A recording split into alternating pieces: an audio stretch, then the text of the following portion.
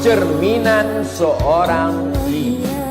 Kalau mau melihat bagaimana anaknya, lihat ibunya. Saya punya teman, dia nikah dengan istrinya, tidak melihat wajah istrinya. Sampai akad nikah, habis akad baru dia lihat. Saya kaget. Saya tanya, kamu kok pede sekali? Gimana ceritanya?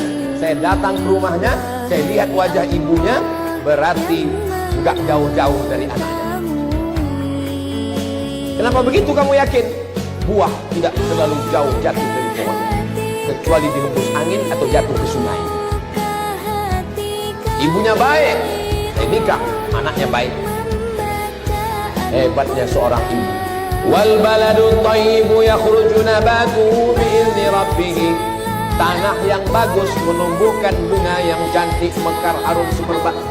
Walladzi khabutha la yakhruju illa nakida.